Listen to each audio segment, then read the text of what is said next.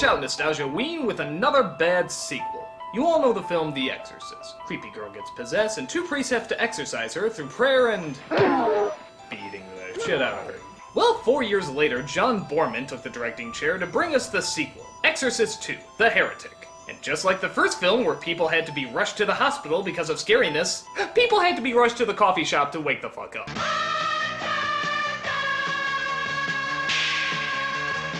This is certainly one of the strangest sequels to ever be constructed.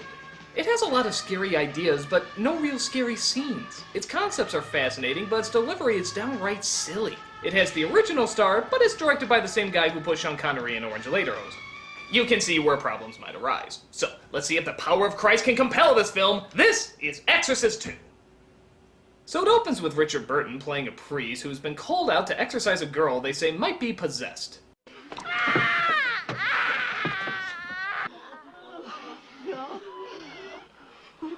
The funny thing is, this is just how they get Sarah Silverman to go to church.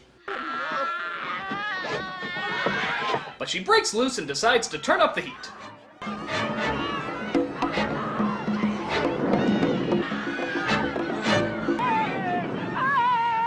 She takes on the form of Jim Carrey, and then we cut to her stunt dummy being burned alive. We then cut to Reagan, the possessed girl from the first film, in Stanley Kubrick's daycare center, where she undergoes counseling sessions from Nurse Ratched. Well, you know why I come here. Well, you tell me.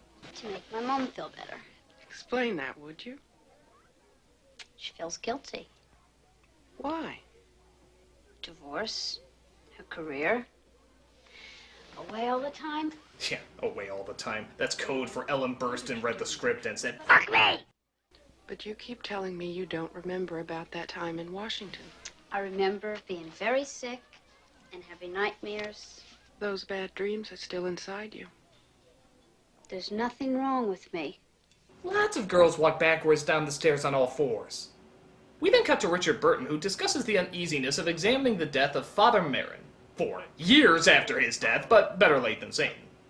Some, and they are close to the pontiff, go so far as to suggest that he was a Satanist. At the end, I mean. Perhaps Father Marin led us astray. Perhaps he took a path that no one could follow. Christ is hard to follow, too. We were young. Today, wherever I look, I see only evil. God has fallen silent. Well, yeah, that's what most Catholics think, but you're not supposed to say it. You will conduct the investigation. So he begins his investigation with Reagan, as he asks questions about her to Nurse Ratched. I can't let you question her. You have a heavy responsibility. The care of her soul. The care of her mind and her body is my responsibility, Father. You realize what you're up against, don't you? What am I up against, Father? Evil. Evil is a spiritual being. Alive and living. Well, I'm sure a woman who plainly showed that she's a person of science and fact would love to go up against evil! The shock of recall could result in self-punishment. But she does allow him to watch a new psychological experiment tested on her. Listen to this. The device, or seizure machine as I like to call it, puts both the subject and the doctor into a deep hypnotic state. This somehow allows the doctor to go inside her mind and see what she's seeing. Okay, maybe in a sci-fi film this would be interesting, you know, sort of this new technology that doesn't exist. But in a horror film, especially one that was so grounded in reality as Exorcist, this seems really out of place. Do you think the first film would have worked better with sci-fi technology? I cast you out! Fuck him! Be gone! Fuck him, Garrus! From this creature of God! Fuck him! Very well, set faces to crisp.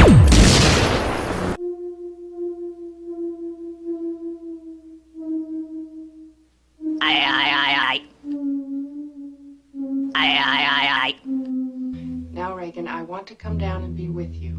So Reagan allows Nurse Ratched into her mind, but it seems like what she's seeing is too frightening for her heart to take. So Reagan breaks the connection, which should probably snap the other woman out of it, but whatever, I didn't make it. So the priest goes in to try and save her. I know where she is. Help me to find her.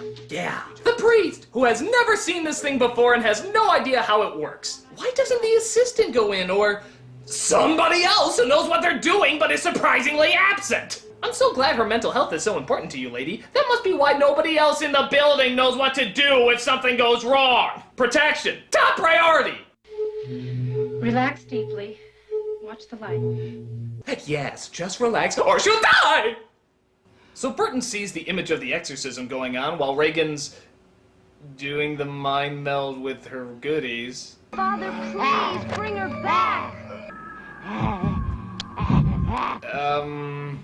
This was before the jailsploitation films, right? In God's name. But the priest does manage to save her and get her back to normal. However, another problem occurs when Burton sees the drawing that Reagan just did. We've got to put the fire out. Take it easy. It's probably some post-flashing. It's an after effect of the hypnosis. No. No, you've got to help me. We may be too late. We may be too late. Boy, nice shifty eye acting there, Burton. What, was Borman holding a laser pen to direct you? No. No, you've got to help me. We may be too late. We may be too late. So of course, he has to search the entire building for it, or just check the floor he's conveniently on. Huh, the devil must have changed the direction of the smoke. So Burton does pretty much every wrong thing you can do with a fire, thinking he can in fact beat it into submission, and thereby spreading it even further than it already was.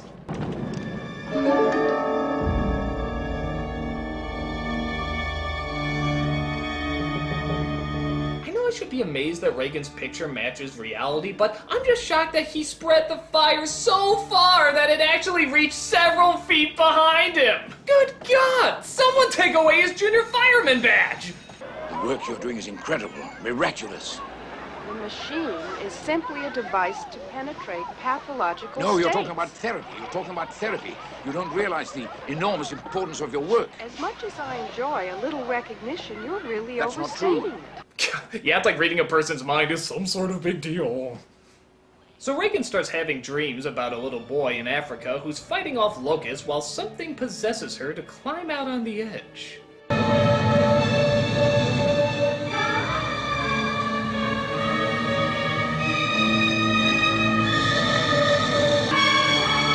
Oh, and fun fact here, this is not an effect. Apparently John Borman actually put Linda Blair on the ledge with no means of catching her. How would you like to be the guy she landed on if she falls? Hey, isn't that Linda Blair? No, I think that's Tatum O'Neal. Nah, look closer. Oh yeah, you're right. Hey, Miss Blair, can I have your autograph? But Reagan's caretaker comes in to make sure she's alright. Oh, good morning, Sharon. That woman, by the way, is one of the assistants from the first movie, who will serve as Reagan's not mother for the rest of the film. She does permit her to play mental flashlight tag again, though, because Lord knows it worked so damn well the first time.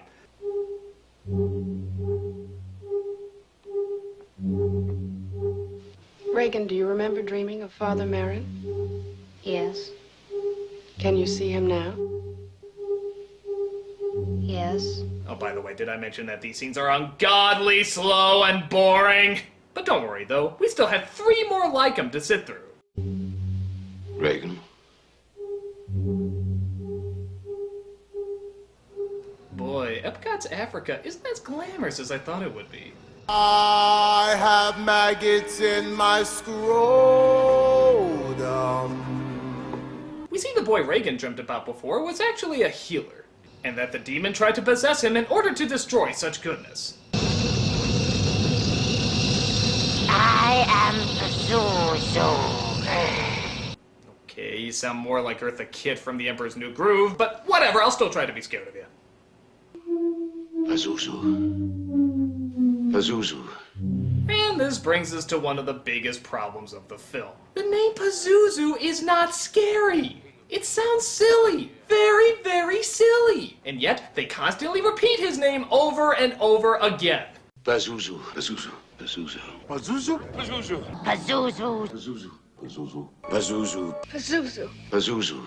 Doesn't it sort of suck out the fear when your villain is named something so goofy? Quickly, Pop! We must get the holy water and destroy Squishy Puppy! What? Squishy Puppy. Oh, that sounds adorable. No, he's not. He's a horrible demon that eats children's brains. Look! Yeah, but when you put the name Squishy Puppy under him, he seems so much cuter. No, he doesn't. He's a... Oh, you're right. Look at that. We should adopt one of those.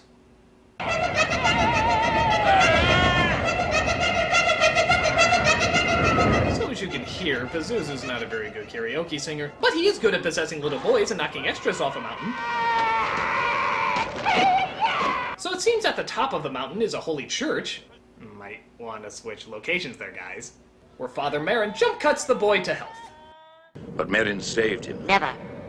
I could claim Kakumu even now. I'll show you power. He's still alive. Where is he? You want me to take you to him? Yes.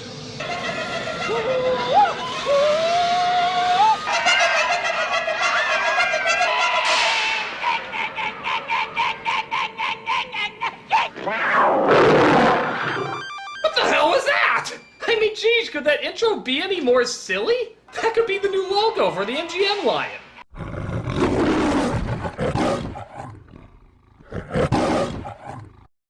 So Burton realizes he has to prepare to travel to Africa to find the exercise boy who grew up into the man named Kakumo, which gives Reagan much more time to interact with the kids at the center. I'm autistic. I can't talk. But you're talking now. Yes, you are. I can hear you. What's the matter with you? I was possessed by a demon. What? Oh, it's okay. He's gone. Oh, that's okay then. No, actually, I think I'm gonna go back to my first reaction. What? God, who wrote that line? That was awful! Why would you admit that so casually to a stranger? And a little kid, no less! She'd be scared shitless! So, what's wrong with you? I was possessed by a demon. Oh, it's okay. He's gone. So it turns out Reagan brought the child's speech back with her sporadic psychic powers that she suddenly possesses, which doesn't make Nurse Ratched the least bit happy. Do you think I could start helping some of your other kids? You know, Reagan, it's really very dangerous to fool around with other people's heads. Please don't try anything like that again. Yes, just disregard the magical telepathic child and the incredible machine that can read minds! Good God, this woman could downplay a healing chihuahua if she could! But Reagan wants to find out more about her abilities and talks with Burton in a museum. Do priests believe in ESP? Some do.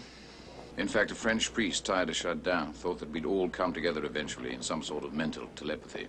Well, that's fascinating. A kind of world mind. Uh-huh. In which everybody would share. Interesting. Father Marin himself believed that with modern scientific research it could happen quite soon. Intriguing theory. But if it happens before we're ready, uh-huh,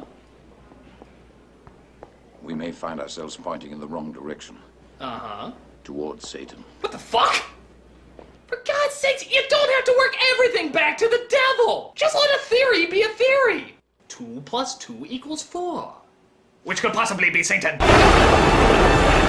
So Burton finally travels to Africa, comes across that ridiculously hard-to-reach church, prays to South Park Jesus, and even manages to point them to the lost body of where that one servant fell years ago. How did he know the body was here? He was killed by Pazuzu, a very powerful demon. Pazuzu? Funny, it looks pretty close to civilization there, and yet nobody ever looked behind that one rock. Did they never smell him at all? Did they think it was just bad African cooking? I'm a little confused. He will not speak to a devil worshipper! I'm not a devil worshiper! I'm not a devil worshiper! How dare you solve one of our great mysteries, American Satan! So he calls on the help of a 2-minute Ned Beatty cameo to fly him around to see if he can find Kakumo. Aw, what a beautiful sunset. In that it's literally a sun on a set. I don't know who they're fooling with that. Help me. So Burton communicates with Reagan, again with those handy out-of-nowhere psychic powers, and she leads him to Kakumo's location, which, coincidentally, is only 3 steps away from him. Boy, when it comes to fires or African boys that were possessed by the devil, he always seems to be in the right location. I call upon you in the name of Father Lancaster Merrick. So we see Kakumo, played by James Earl Jones with a locust muppet on his head, as he tells Burton that if he wants to speak to him, he must test his faith. Prove it. Cross over. Step out of your despair. So he spits a tomato onto the spikes. Makes sense to me, I don't know what your problem is. And Burton tries to make it across.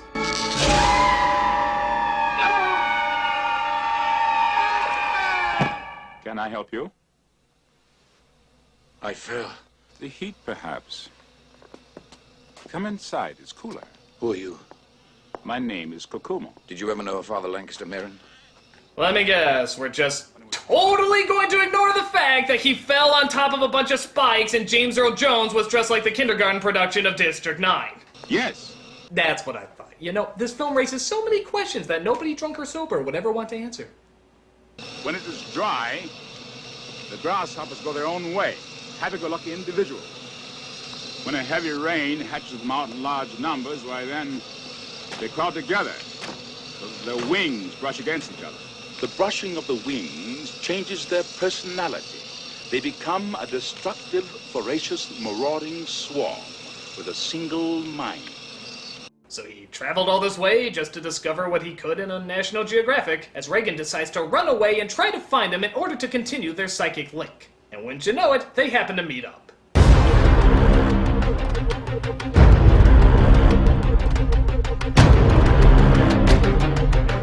Not only Kokumo, but others like him began to appear in the world. Satan has sent Pazuzu to destroy this goodness. Philip, you must take my place.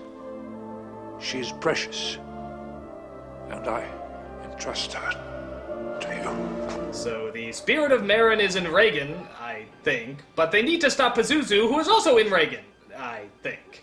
You know, I'm sorry, didn't we spend a whole goddamn movie trying to get the spirit out of her? How the hell did she end up with two? Two fucking spirits! That's the exact opposite of what you were supposed to do! Instead of taking one out, you put another one in! I think you deserve your money from the collection plate back!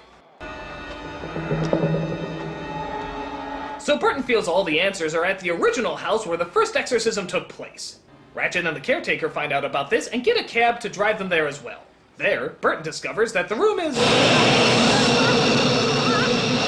You know, if you like locusts and really slow blinking lights, this movie is probably a godsend to you.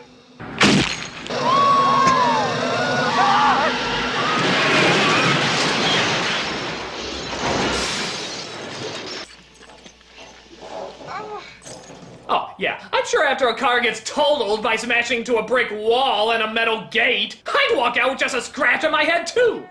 Sharon, I've got to get inside. Let me inside!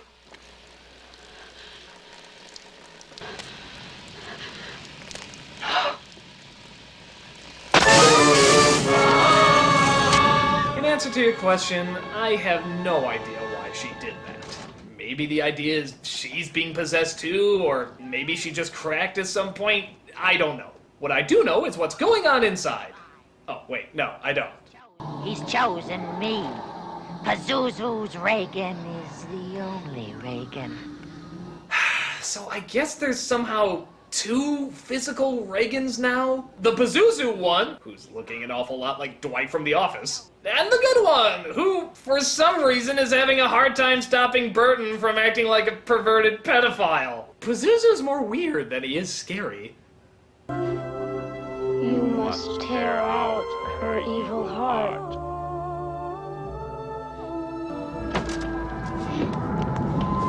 Stop them causing identical chosen all the way.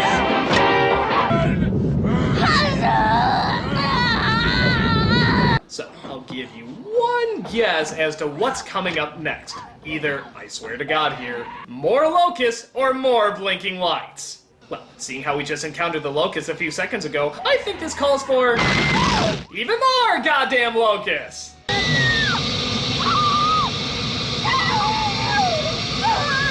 You know, maybe this climax would be more fitting if you were fighting Gozer, but for an Exorcist movie, this is pretty overdone.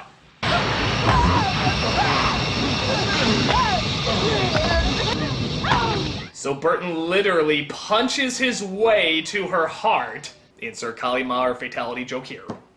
While the good Reagan tries to figure out how to stop the locusts.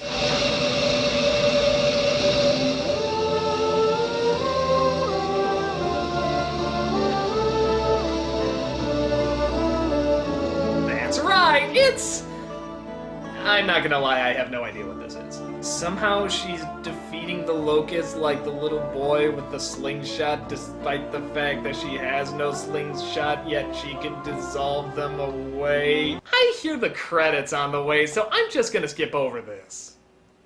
An enemy of the human race is subdued. That is until Exorcist 3, which will somehow involve George C. Scott. I understand now. The world won't.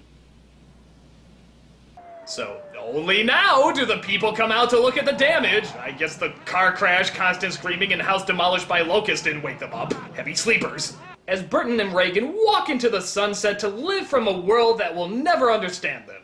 Much like how people walked away from this movie because we will never understand it.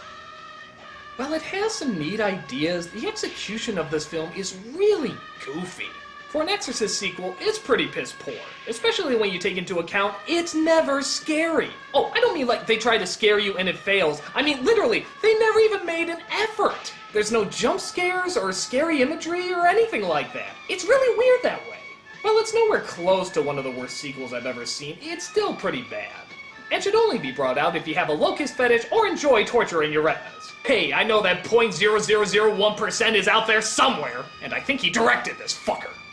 I'm the Nostalgia Critic, and I want to be sure I never go through Nostalgia Ween again, and I'm willing to go through any ridiculous lengths to make that happen.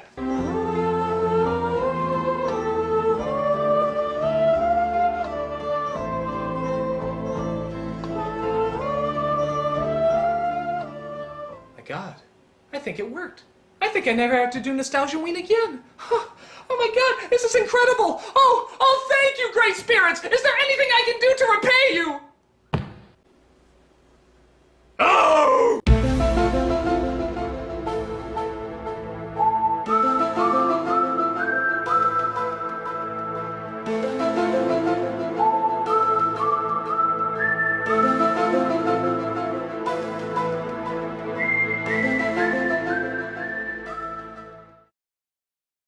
I was possessed by a demon.